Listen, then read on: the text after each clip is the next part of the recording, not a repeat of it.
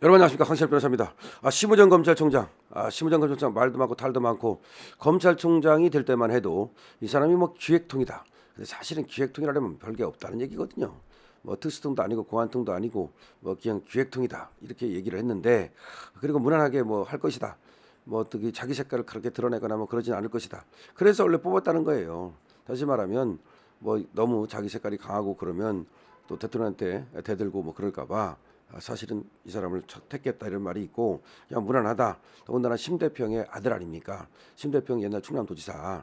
그렇다면 거기는 보수가 확실하거든요. 김종필을 모시고 평생 정치를 했던 사람 아닙니까?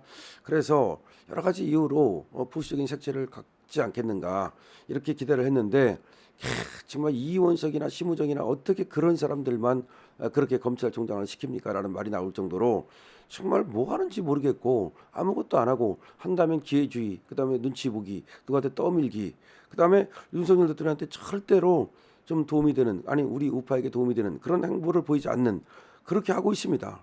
그러다가 결국은 나갈 것 같아요. 이번에도 말이죠. 얼마나 중요한 지금 기로에 서 있습니까? 그럼 자기가 총대를 메고 검찰총장이 딱 지시하면 그렇게 되는 거예요. 그렇게 하면 되는데 또 지금 총대를 메지 않고, 그다음에 박세현이가 또 여기서는 뭐 강하게 밀어붙이고 그러니까 아무래도 결론을 못 내고서 최종적으로 이제 결론은 심우정이가 내야 되거든요. 그렇기 때문에 이제 지금 이렇게 시간을 끌고 있다는 얘기가 나오고 있습니다. 그럼 심우정 검찰총장은 앞으로 어떤 선택지가 있을까요? 심우정 검찰총장은 4가지 선택지가 있습니다. 자, 이거는 부장판사를 여기만 대구 황현호 변호사가 오늘 새벽 심우정 검찰총장의 4갈래 선택지와 그에 대한 중앙지법 항고심의 선택지 4갈래, 그리고 대통령 변호인단의 선택지, 그리고 최선의 선택지, 이렇게 해가지고서 하나의 글을 지금 썼어요. 황현우 변호사가 부장판사를 여기만 분인데 요새 페이스북에 글을 많이 씁니다. 그래서 오늘 새벽 심우정 검찰총장의 4갈래 선택지라고 하는 그런 글을 썼습니다. 그래서 그러면 심우정은 어떤 선택을 할 것이며 중앙지법법은 항고심의 선택지 이 4갈래, 이건 또 어떤 것인지 보죠. 황 변호사는 먼저 심 검찰총장의 선택은 1번 즉시항고를 오늘 포기한다. 오늘 포기한다는 거죠. 포기한다는 말은 오늘 바로 이제 석방을 한다는 얘기죠.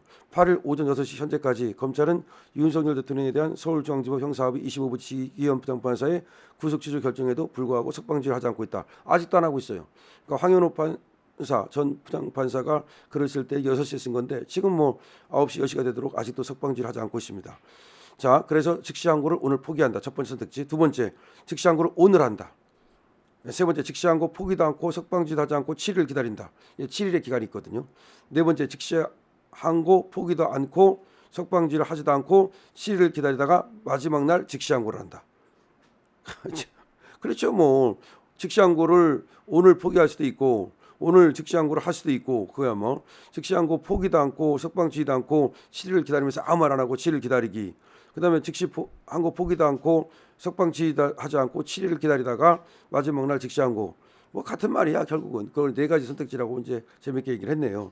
이에 대해서 심 검찰총장이 4갈래 길 가운데 어떤 선택을 할 경우에 대한 서울중앙지법 항고심의 선택에 대해서는 1번 즉시항고를 오늘 포기할 경우 윤 대통령 즉시 석방, 즉시항고를 오늘 한다는 거에 대해서는 즉시항고를 당일 기각하라. 그러니까 만약에 즉시항고를 오늘 하잖아요. 그럼 오늘 기각해 버리는 거지. 그것도 가능해요. 오늘 즉시항고 들어간다는 얘기는 법원에다가 신청서를 넣는다는 얘기예요. 그럼 오늘 기각해 버리는 거지 그냥. 즉시항고 포기도 않고 하지도 않고 7일 기다린다 대해서는 결국 7일 뒤 석방되는 거고, 즉시항고 포기도 않고 하지도 않고 7일 기다리다가 마지막 날 즉시를 항고를 한다. 그러면 가장 악질적인 거죠 이건. 이때는 바로 그때 또 즉시항고를 기각하고 당일 기각. 다시 말하면 당일 기각하라는 거예요. 당일 기각. 자, 오늘 즉시항고를 할 수도 있어요. 그럼 오늘 기각해 버리는 거지. 그럼 어떻게 되는 거야? 석방이지. 근데 오늘 기각을 안 하고 그냥 7일 기다리는 거야. 일부러. 야, 참 그건 아주 일부러 악질적인 거지. 안 풀어주려고 하지도 않고 석방지도 안 하고 즉시항고도 안 하고, 왜냐하면 7일의 기간이 있으니까. 그러다가 7일 기다렸다 마지막 날 하면 이거 완전히 악질적인 거잖아요. 시간 끌라고. 그럼 그날 당일 기각해 버린다는 거지. 어쨌든 뭐 4갈래로 썼지만 한마디로 얘기하면 이런 얘기입니다. 빨리 하려면 즉시항고 오늘이라도 해라. 그럼 법원은 바로 즉시항고 기각해라 이 말이야. 하려면 오늘 해야 될 거 아니야. 왜 시간을 끌어. 하려면 오늘 하고, 안 하려면 석방주의하고. 근데 석방주의하는 게 맞죠.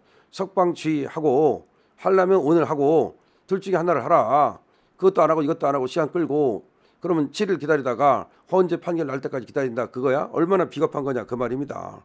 여기서 대통령 변호인단의 선택으로는 오늘 직시한 곳이 석방 못하는 규정 형사등법 제97조 제3항 제410조에 대해 우연법률 제정 신청을 하라고 조언했다. 근데 우연법률 해봤자 이거는 뭐 금방 그게 되겠습니까? 어쨌든 이 대통령이 불법 체포와 구속 그리고 구속 취소 결정까지 나온 상황에서 최선의 선택에 대해서 황 변호사는 이래나 저래나 7일 전후에서 지금부터 7일이니까 그러면 그게 13일 정도 되거든요. 석방되니까 심우정은 오늘 중으로라도 직시항고를 포기하라고 주장했다. 결론은 뭐냐면 결국은 지금 네가 아무리 시간을 끌어봤자 그래 7일 끄는 거 아니냐.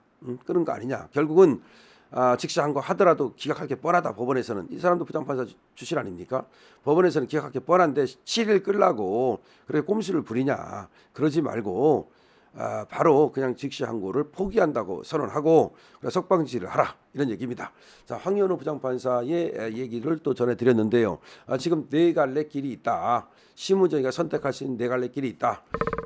오늘 석방한다. 그렇죠. 첫 번째. 두 번째 오늘 직시항고한다. 그렇죠. 이거 하면은 이제 법원에서는 바로 판단을 내리면 되니까. 세 번째 한다는 얘기도 안 하고 안 한다는 얘기도 안 하고 시간을 일단 끈다. 시간을 끈다. 한다는 얘기도 안 하고 안 한다는 얘기도 안 하고 시간을 끈다. 그러다가 마지막에 7일 날 가서 한다. 그런 얘기입니다. 물론 한다는 얘기도 안 하고 안 한다는 얘기도 안 하고 내일 할 수도 있는 거죠. 그거야. 그렇게 하는 것도 있고 아니면 한다는 얘기도 안 하고 안 한다는 얘기도 안 하고 계속 끌다가 마지막 7일째 한다. 근데 이건 가장 악질적인 것이다. 뭐 그렇게 이제 분리를 했습니다. 결과적으로는 뭐 크게 보면 세 가지죠. 오늘 석방한다. 오늘 석방한다. 오늘 직시항고한다. 아니면 아무런 얘기도 안 하고 시간 끈다. 결국 그 얘기야. 세 가지 크게 보면. 이제 그런데 어쨌든 이거에 대해서 법원에서는 그러면 할 수 있는 방법이 직시항고 들어오면 바로 기각해버려라. 물론 또 법원에서 들어왔다고 직시항고 들어왔다고 바로 기각 안 하고 시간 끌고 그러면 정말 할 말이 없는 거죠. 그러면 뭐 검찰 플러스 법원 뭐 이거 다 정말 뭐 한통속이 돼가지고서 우리나라의 법치를 사망을 확인하는 거죠. 우리나라의 법치의 사망을 갖다가 선언하는 거죠. 그렇기 때문에 뭐 그건 정말 상정하기 싫습니다. 그래서 오늘 중으로 결국은 기냐 아니냐 결정을 해줘야 된다. 물론 석방을 해야죠. 왜냐하면 법이 그렇게 돼 있어요. 법대로 하는 게 법치주의 아닙니까? 아니 법조인들이 법대로 안 하면 어떡하겠습니까? 시기현 부장판사도 그 결정문을 한번 보세요. 그럼 법대로 해야 된다. 법대로 안 하면 나중에 문제가 된다. 그렇게 분명히 얘기하고 있잖아요. 재심사유가 된다는 말이 뭐예요? 법대로 절차를 지켜야 되지. 그 실체가 맞고 안 맞고를 떠나서 그 얘기하는 거예요. 그 내용이 맞고 안 맞고를 떠나서 그 결과가 맞다 하더라도 절차를 안 지키면 안 된다 그 말이에요. 그래서 법은 절차가 중요한 거예요. 법은 절차법이에요. 절차를 안 지키면 그 원님 재판이지 뭐 하면 뭐해. 원님 재판이라고 다 틀리나? 안 해요. 원님 재판이 더 잘 맞을 수도 있어요. 옛날에 성리학을 공부하고 공부 많이 한 사람들 있잖아요. 양심적인 정약용 같은 사람들. 정약용이 재판하면 엄청 잘하겠죠. 세종대왕이 재판하면 얼마나 잘하겠습니까? 말하면 뭐 하겠어요. 그렇지만 그렇게 재판하는 거는 아무리 결과가 맞는다 하더라도 절차를 안 지키다 보면은 100개 잘해도 1개 실수한다는 거지. 근데 100개 잘해도 1개 실수하는 걸 막기 위한 것이 바로 근대 형법인 거예요. 아니 그렇잖아요. 현명한 사람 솔로몬 같은 사람이 재판하면은 뭐 절차 안 지킨다 하더라도 야 일로 와 너 말해봐 너 말해봐 그렇게 해가지고 해도 잘해요. 얼마든지 잘할 수 있어요.